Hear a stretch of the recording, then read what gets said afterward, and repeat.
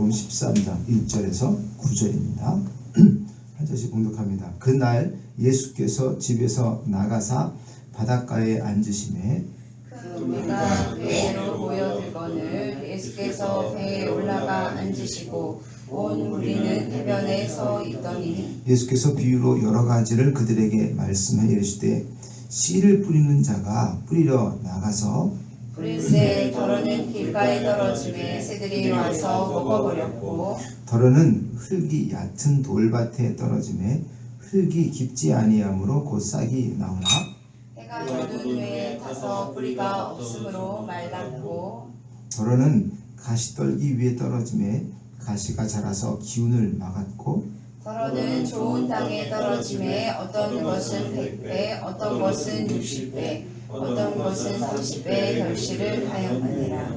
귀 있는 자는 들으라 하시니라. 오늘은 밭과 씨앗입니다.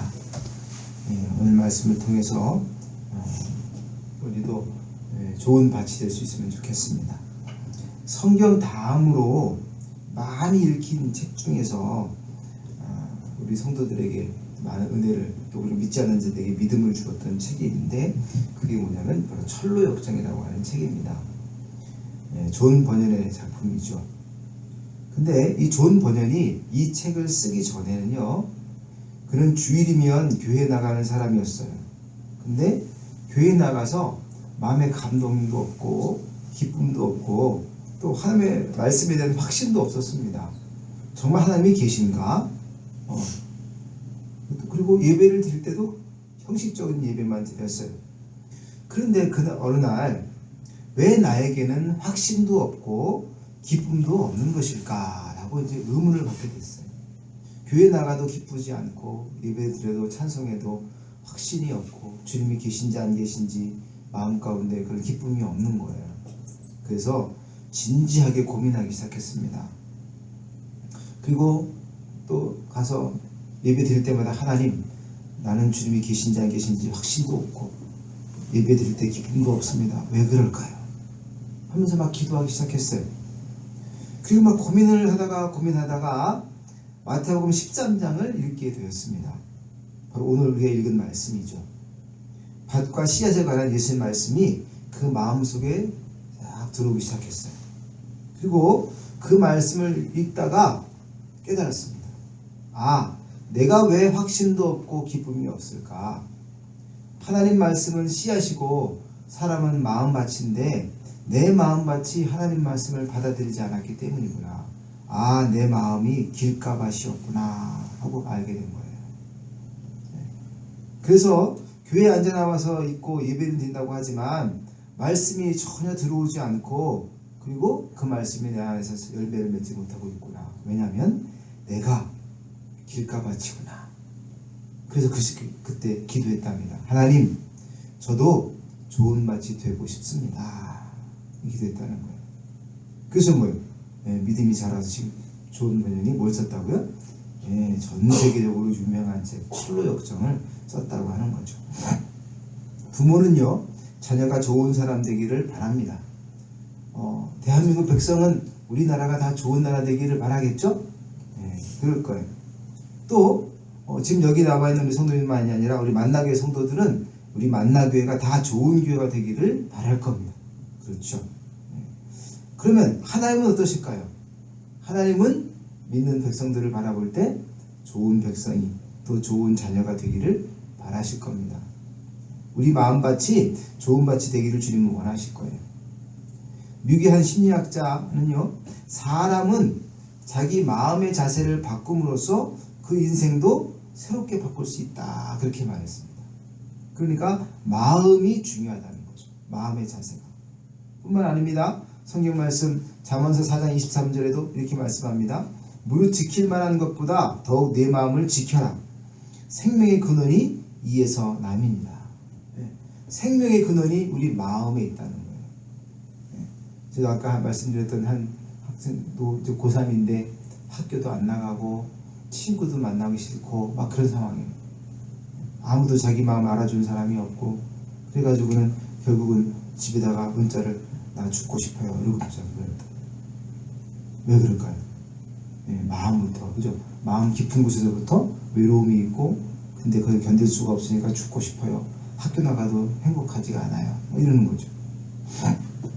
그 마음이 흔들리기 시작하면 아주 위험합니다. 그래서 우리가 많이 기도해 줘야 될 것 같아요. 여러분, 예수님은요, 천국 같은 삶을 말씀하시면서 13장에서 7가지의 비유나 말씀하십니다. 한 장에 7가지의 비유가 있어요. 4가지 밭의 비유, 가라지의 비유, 겨자씨, 누룩의 비유, 땅속의 보화의 비유, 값진 진주, 그리고 그물의 비유가 있습니다. 근데 그 비유 중에 제일 먼저 말씀하신 것이 4가지 밭에 대한 이야기예요.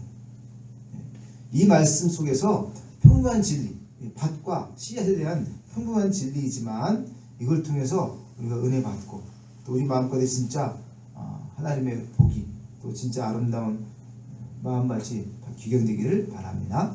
첫 번째, 평범하면서도 중요한 첫 번째 진리는 뭐냐면 하나님의 말씀이 씨앗이고 우리 마음은 밭과 같다는 것입니다. 예수님은 믿음 생활에 절대적으로 중요한 영적인 진리를 비유를 통해서 말씀하고 있어요. 뿌려지는 씨는 하나님의 말씀이고 여러 종류의 밭은 사람들의 마음을 의미한다는 것입니다. 하나님은 여러분의 마음을 밭으로 삼아서 말씀의 씨앗을 뿌리고 계시는 거예요. 여러분의 마음밭은 몇 마지기입니까? 마음밭은 얼마나 큰가요? 근데 밭의 크기도 중요하지만 더 중요한 건 뭐냐면 그 밭이 어떤 밭인가 하는 것입니다. 오늘 말씀처럼 돌짝밭이고 가시밭이면 어때요? 길가밭이면 아무 소용이 없는 거예요. 열매를 맺을 수가 없는 거예요. 그렇죠? 두 번째는 진리의 말씀이 씨앗이고 무한한 가능성을 가지고 있다는 겁니다. 훌륭한 농부의 집에는요, 여러 종류의 1등품 씨앗들을 가지고 있어요. 왜 1등품 씨앗을 가지고 있을까요? 그래야 좋은 열매를 맺을 수 있기 때문에 그런 겁니다. 옥수수를 여러분 심어본 나 혹시 모르지만 옥수수를 씨앗을 받으려면요, 맛있는 거, 좋은 거, 잘생긴 거는 다 먹고 못생긴 거, 이건 씨앗이나 하자고 못생긴 옥수수에서 씨앗을 고를까요? 안 그래요. 제일 잘 연글고 제일 크고 한 옥수수를 딱 보관해 두는 거예요. 그랬다가 그걸 가지고 심는 거예요. 그러면 다음에 어떨까요? 좋은 옥수수가 나옵니다. 그런데 쭉정이에다가 알도 성글성글하게 제대로 연글지 않은 그런 걸 먹기는 싫으니까 이거 씨앗하자. 그 씨앗 남겨놓고 그걸 심잖아요. 그러면 그 다음에 나는 씨앗들은 다 그런 씨앗, 그런 열매만, 그런 옥수수만 생기는 거예요. 그러면 농사지은 의미가 없지 않습니까? 그러니까 1등품 씨앗을 놓는 것이 바로 훌륭한 농부가 해야 될 일입니다. 하나님께서도요, 1등품 씨앗들을 가지고 계십니다. 그게 뭐예요? 하나님의 말씀이죠. 하나님의 말씀이 시시한 게 아니에요. 1등품, 최고 상품의 씨앗들입니다. 이 씨앗들이 우리 마음에 심겨지게 되면 훌륭한 열매들을 맺게 된다고 하는 것이죠. 하나님께서는 구원의 말씀 씨앗을 가지고 계십니다. 씨앗이 잘 떨어져서 뿌리가 내리면 구원의 확신이 생기는 거죠. 하나님 씨앗 창고에는요, 또 위로의 씨앗이 있어요. 기쁨의 씨앗도 있습니다. 사랑의 씨앗도 있고 축복의 씨앗도 있고 능력의 씨앗, 또 평강의 씨앗도 있고 은혜의 씨앗들도 있어요. 그래서 필요한 때마다 하나님 내 마음에 기쁨을 주세요. 그럼 하나님 말씀 중에도 기쁨을 주시고, 또 하나님 나 불안하고 두려워요. 평강을 주세요. 그럼 주님이 평강도 주십니다. 히브리 말씀에 하나님 말씀은 운동력이 있어서 자기의 낯은 어떤 것보다 예리하다 이렇게 말씀했어요.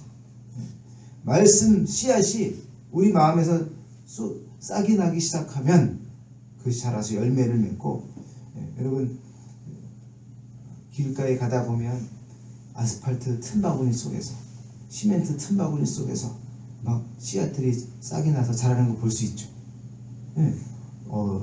시멘트가 얼마나 튼튼합니까? 아스팔트가 얼마나 강합니까? 근데 그걸 뚫고도 막 씨앗들이 자라서 막 풀이 막 자라는 걸 볼 수가 있어요. 그것처럼 하나님 말씀이 얼마나 강한지 아무리 돌짝밭이고 가시밭이어도 뭐해요? 씨앗을 꽃을 피워서 난다는 거죠. 그처럼 1등품 씨앗이 우리 마음에 뿌려지면 그 다음에 그것이 반드시 자라서 열매를 맺게 되어 있는 겁니다. 그러므로 우리 하나님의 1등품 씨앗이 우리 모두의 마음밭에 뿌려져서 최고 열매들을 맺기를 바랍니다. 세 번째는 하나님 앞에서 우리는 각자 마음에 좋은 밭이 되도록 심어야 한다고 하는 것입니다. 하나님은 좋은 씨앗들을 부지런히 뿌리십니다. 어디에 뿌리냐면 우리 마음에 뿌리시는 거예요. 농부가 농사를 지으려면 적어도 세 가지가 있어야 돼요. 첫째는 밭이 있어야 농부입니다. 내 밭이 아니어도 다른 사람 밭이라도 세를 내서 밭이 있어야 돼요. 두 번째는 씨앗이 있어야 됩니다. 아무것도 없이 심지 않고 어떻게 거두겠습니까? 셋째는 물과 기후가 좋아야 돼요. 믿음의 농사, 영적인 농사에도 마찬가지입니다. 씨앗이나 물, 기후 걱정은 할 필요가 없어요. 근데 한 가지, 최고의 씨앗은 하나님의 말씀이니까 걱정할 거 없죠. 물과 날씨는 성령께서 주관하실 것이니까 걱정할 게 없어요. 한 가지가 있죠. 한 가지 걱정할 것. 그건 뭐냐면 내 마음밭을 잘 만드는 겁니다. 예수님은 네 종류의 밭이 있다고 말씀하고 계세요. 길가밭, 돌짝밭, 가시떨기 무성한 밭, 좋은 밭이 있다 말씀하십니다. 길가라는 건 뭘까요? 마차나 사람들이 지나다니는 길을 말하죠. 씨앗을 뿌리다 보면은 바람에 날려가지고 길에도 떨어지곤 합니다. 흙 속에 파묻히지 못하고 어느새 새들이 와서 쪼아먹고 마는 거죠. 주님은 우리 마음이 길같이 단단해지면 그 좋은 씨앗을 사단이 다 빼앗아간다라고 말씀하고 계셔요. 닳고 다른 마음, 단단해진 마음, 그래서 어떻게 됩니까? 갈아엎어야 합니다. 호세아서 10장을 보게 되면 이렇게 말씀하셔요. 너희가 자기를 위하여 의를 심고 긍휼을 거두라. 지금이 곧 여호와를 찾을 때니 너희 묵은 땅을 기경하라. 마침내 여호와께서 임하사 의를 비처럼 너에게 내리시리라. 이렇게 말씀하셔요.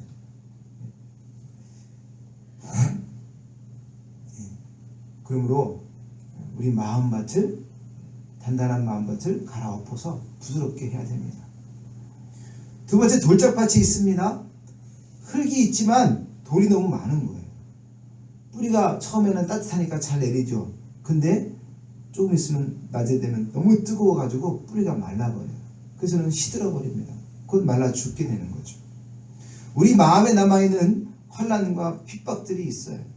또 마음밭에 섞여있는 돌멩이들이 있습니다. 환난과 핍박들이 우리 마음에 쓴뿌리로 남을 때가 있죠.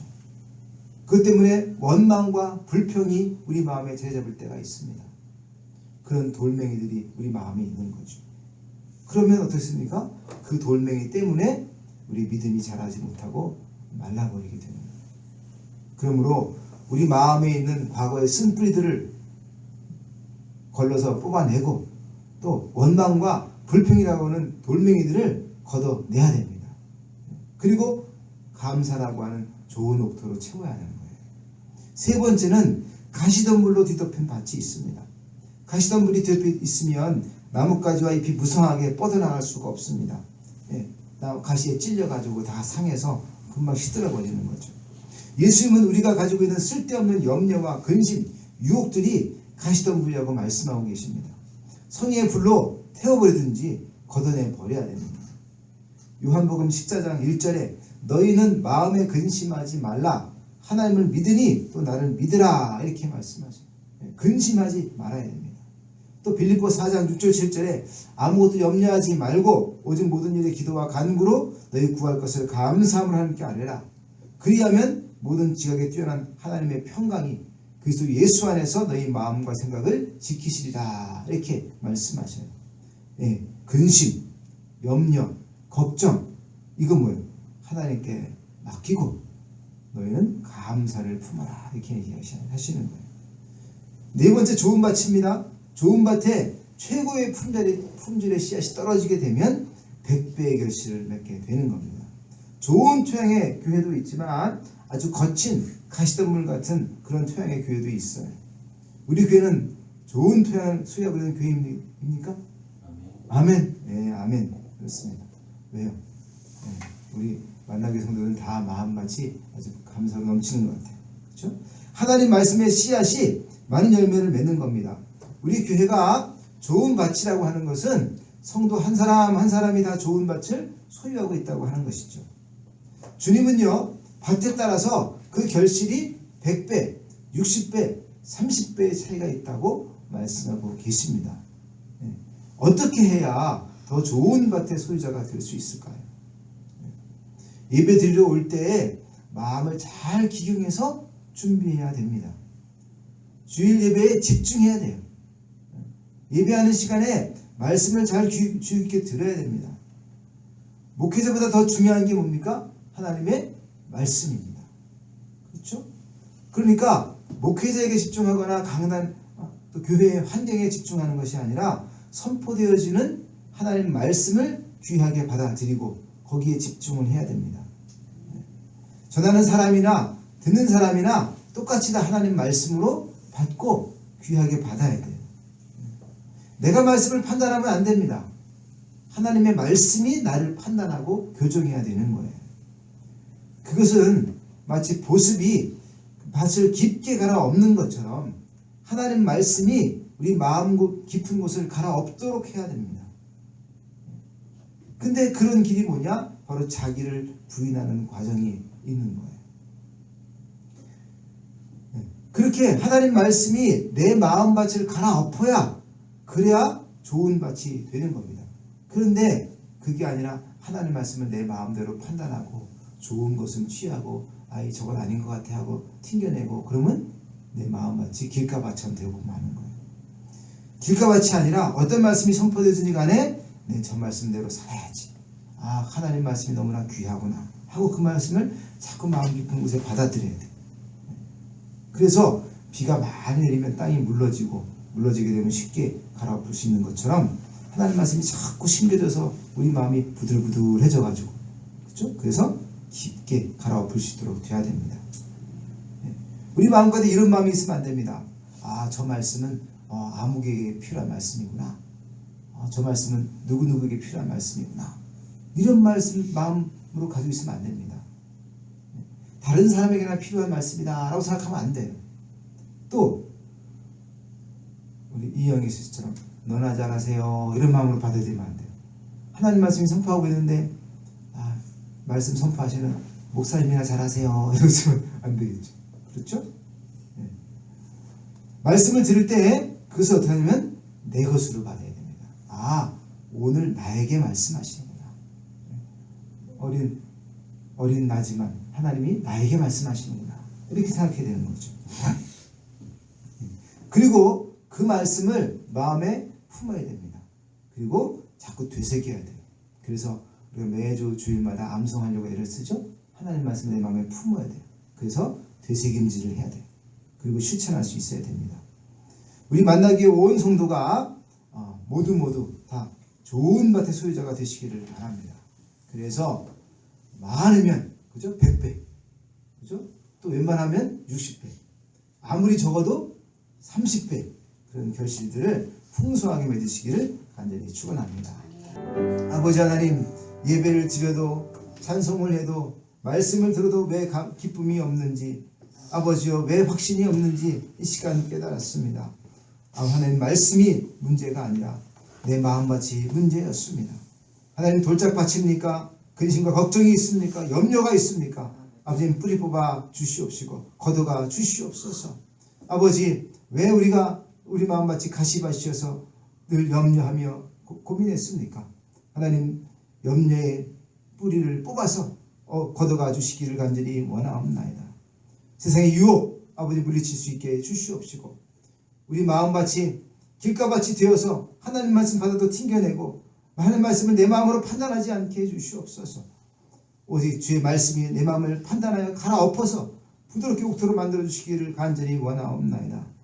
말씀의 씨앗이 문제가 아니라 마음밭이 문제였음을 시간 고백하오니 하나님이여 우리 마음밭을 기경하여서 부드러운 옥토가 되게 하여 주시기를 간절히 원하옵나이다. 좋은 밭이 되고 싶습니다. 말씀이 들려질 때 아멘으로 받기를 원합니다. 말씀을 받을 때 기쁨이 넘치고 주님 살아계심과 역사하심을 확신하며 생각하기를 원합니다. 주여, 우리 마음밭을 이 시간에 기경하여 주시옵소서. 감사하며 예수님의 이름으로 기도합나이다. 아멘.